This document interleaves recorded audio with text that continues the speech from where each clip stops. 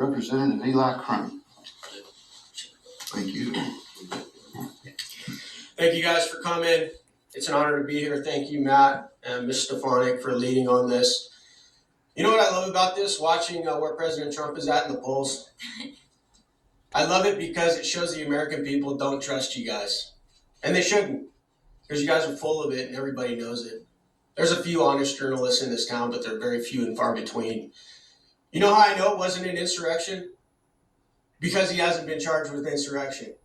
And we can all see by the lawfare how he's facing up over 700 years in jail right now, how they've tried to destroy this man, destroy his businesses, that if they felt they had an inkling of a chance of convicting President Trump of jaywalking or insurrection, they would absolutely charge him. You know how else I know it's not an insurrection?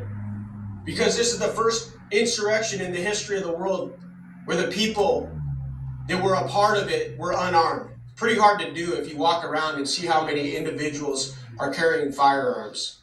All right. Last thing I want to say about how I know it's not an insurrection is because I actually listened to the words of the president. If you're trying to stoke an insurrection, you don't tell the people listening, hey, I want you to go over there peacefully and patriotically. All right. This is not an insurrection.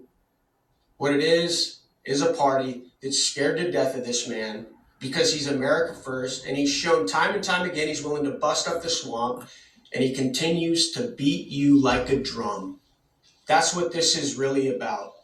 And for all you journalists out there, that are pretty cowardly, some in this room right now, you don't have the balls to write the truth. And even if you did, your publishers wouldn't publish it because you're a part of a propaganda outlet, probably one of the biggest in the history of the world.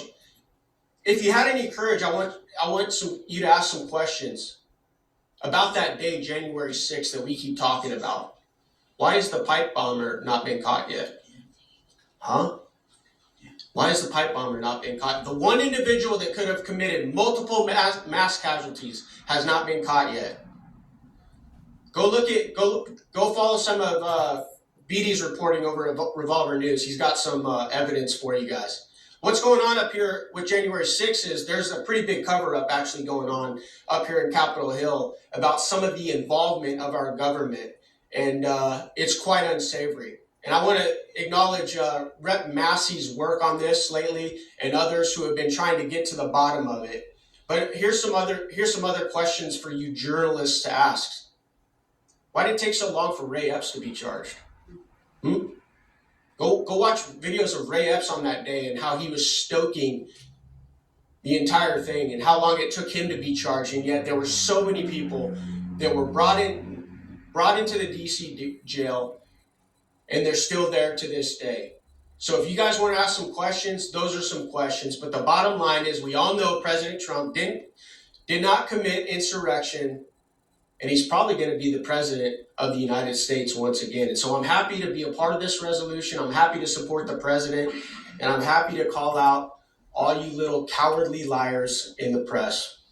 Thank you. I want to now